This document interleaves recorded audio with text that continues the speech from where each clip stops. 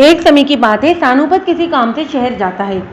वापस आते वक्त उससे शाम हो गई थी, सूरज भी ढल चुका था। तब सानुपत को रास्ते में कुछ चमकता हुआ नजर आया। अरे ये क्या पड़ा है, बड़ा ही चमकदार है। अरे ये तो कंघी है, पर ये इतनी चमक क्यों रही है। सानुपत सोच में पड़ जाता है, फिर हिम्मत करके उस कंघी को उठाता है। अरे वाह सानू, तेरी तो निकल पड़ी, ये तो सोने की कंघी है। सानुपत खुद से बात करता हुआ बहुत ज्यादा खुश होता है। मेरी तो लॉटरी निकल पड़ी है आज, और किसी की किस्मत फूटी होगी जो इस कंघी को यहाँ पर गिरा गया है। सानुपत खुशी से फूले नहीं समाता और कंघी को उठा के अपने पास रखकर घर ले जाता है। वो जादुई कंघी थी। जो भी इस कंघी से बाल संवारता वो इस जादुई शैतानी कंघी के कब्जे में आ जाता। जादुई शैतानी कंघी एक जानी मानी चुड़ैल की थी, जो लोगों को फंसाने के लिए इस सोने की कंघी को रास्ते में छोड़ देती। फिर वो लालच में आकर उसे उठा लेता और अपने बाल संवार लेता और इस चुड़ैल का गुलाम बन जाता। अरे आज तो मेरी बीवी खुश हो जाएगी, रोज शिकायत करती है कि मैं इसके लिए कुछ लेकर नहीं आता।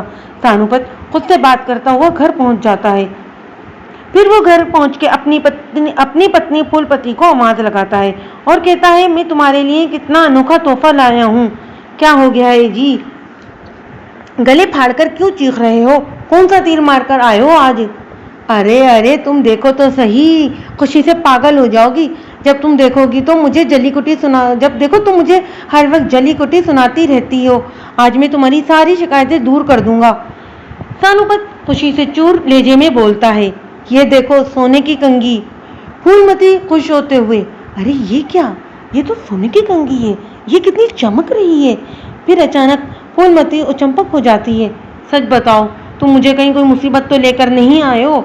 अरे भगवान, कभी तो मुझ पर विश्वास भी कर लिया कर। ये सोने की कंघी है, मुझे रास्ते में पड़ी मिली थी जब मैं वापस घर आ रहा था। अच्छा जी अच्छा, फिर ठीक है, अब मैं सबको जलाऊंगी अपनी सोने की कंघी से बाल संवार के। गांव की सारी औरतें जलेंगी मुझसे, देखना तुम। लो पकड़ो इसे, पर संभाल कर रखना, सोने की है ये। सानुपत फूलमती को सोने की कंघी देते हुए बोलता है। अगले दिन फूलमती नहा धो के उस सोने की कंघी से घर के बाहर अपने बाल संवार रही होती है। सोने की कंघी की चमक देखकर उसकी पड़ोसन जो उसके घर के सामने से गुजर रही होती है उसके पास आकर पूछती है, ए फूलमती, ये कैसी कंघी है जो इतनी चमक रही है। अरे अब क्या बताऊं नीलापति, मेरे पति मुझसे इतना प्यार करते हैं कि मेरे सुंदर बालों के लिए सोने की कंघी ले आए। नीलापति को कुछ ठीक नहीं लगता, पर वो बिना कुछ बोले अपने घर चली जाती है। फिर रात को जब फूलमती और सानुपत सो रहे होते हैं, फूलमती को अचानक नींद से उठती है और चुड़ैल का इंतहाई भयानक रूप ले लेती है। फूलमती सानुपत का गला दबाने लग जाती है। आह मेरे शिकार, मैं तुझे मार डालूंगी। फूलमती गला दबाते हुए इंतहाई भयानक आवाज में बोल रही होती है। गला दबाने के कारण सानू का दम घुटने लग जाता है और उसकी नींद खुल जाती है। वो जैसे ही फूलमती को अपना गला दबाते हुए देखता है, उसकी आंखें फटी की फटी रह जाती हैं। अरे अरे अरे जानू मनु, क्या कर रही हो, मुझे मार के खुद को विधवा करोगी क्या। छोड़ दो मुझे। नहीं नहीं, बड़े दिनों के बाद शिकार करने का मौका मिला है, मैं तुम्हें नहीं छोड़ूंगी। सानुपत को कुछ समझ नहीं आ रहा होता कि ये उसके साथ क्या हो रहा है। वो अपने आप को छुड़ाने की कोशिश करता है। ए भगवान, मुझे मार डालोगी क्या, ये कैसा प्यार है। सानुपत बहुत मुश्किल से अपना सारा जोर लगाकर फूलमती से अपनी जान छुड़ाता है और घर से बाहर निकल जाता है। अरे अरे कोई बचाओ मुझे, मैं लुट गया, मैं बर्बाद हो गया। मेरी बीवी एक भयानक चुड़ैल बन गई है। मैं उसके लिए सोने की कंघी लाया और बदले में मुझे प्यार के बदले मौत दे रही है। सानुपत का रोना धोना सुनकर गांव वाले इकट्ठे हो जाते हैं। तभी फूलमती बाहर आ जाती है उसे मारने के लिए। जैसे ही वो सानुपत पर हमला करती है, उसके आंखों के आगे अपना मंगलसूत्र आ जाता है। मंगलसूत्र देखते ही उस चुड़ैल का असर गायब हो जाता है। ये मैं इतनी रात को बाहर क्या कर रही हूँ, और आप इतना कांप क्यों रहे हो जी। डरा हुआ सानुपत थम जाता है और बोलता है, तुम मेरा गला दबा के मुझे मार ही डालती अगर मैं बच के बाहर नहीं आता तो। उनसे दूर खड़ी नीलापति दोनों को देखकर समझने की कोशिश कर रही होती है और उसे समझ आ जाता है कि चुड़ैली साया सिर्फ मंगलसूत्र की पवित्र शक्ति की वजह से गायब हो गया है, पर किसी भी वक्त वो चुड़ैली साया फूलमती पर हावी हो जाएगा। नीलापति भाग के सानुपत के पास जाती है। सानू भैया, सानू भैया। आप फूलमती के गले में पड़ा मंगलसूत्र उसकी आंखों के सामने ही रखो, मैं अभी आती हूँ। नीलापति भाग के फूलमती के घर जाती है और वो सोने की कंघी लेकर आ जाती है। दूसरी तरफ गलती से सानुपत के हाथों से मंगलसूत्र छूट जाता है और कंघी वाली चुड़ैल फिर भयानक हंसी के साथ वापस आ जाती है। तुझे क्या लगा बच जाएगा मेरे हाथों से? तुझ जैसे लालची लोगों की ही तलाश होती है मुझे। वो भयानक चुड़ैल जोर जोर से हंसने लगती है। तभी अचानक फूलमती की नजर नीलामती के हाथों पर पड़ती है।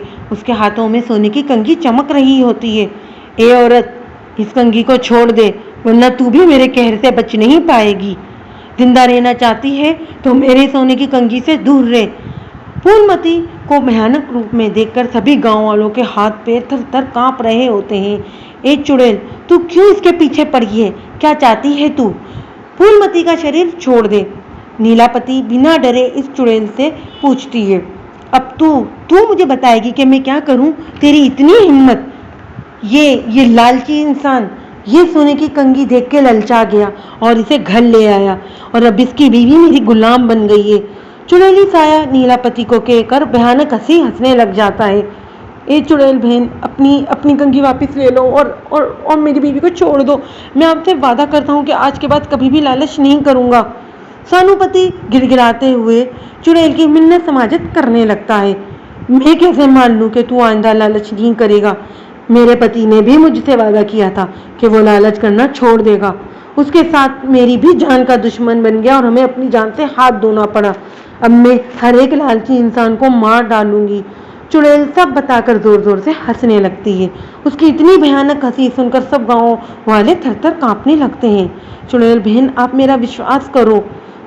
मैं आपसे वादा करता हूँ कि कभी लालच नहीं करूँगा और बाकी सबको भी आपका संदेश पहुँचाऊँगा। फिर सब गांव वाले चुड़ैल की गुलाम फूलमती से माफी मांगते हैं और वादा भी करते हैं। नीलामती कहती है, तुम फूलमती का शरीर छोड़ दो और अपनी कंघी ले जाओ। सानुपत और गांव वालों की मिन्नत देखकर वो चुड़ैल अपनी सोने की कंघी ले लेती है और सबको एक सबक देते हुए फूलमती को मुक्त कर देती है और खुद कहीं रात के अंधेरे में छूमंतर हो जाती है।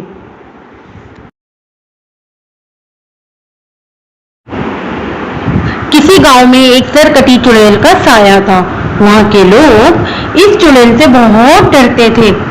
रात होते ही गांव के सभी लोग अपने अपने घरों के अंदर चले जाते। अरे सीता, जल्दी से ये दीपक बुझा दो, उस चुड़ैल के आने का समय हो गया है।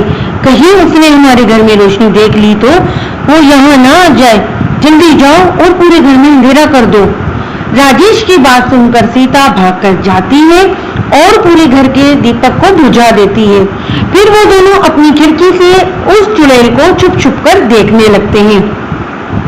तभी उन्हें दूर से एक सरकटी चुड़ैल आती हुई दिखाई देती है। उस चुड़ैल का सर कटा होता है और उसने अपना कटा हुआ सर हाथ में पकड़ा होता है।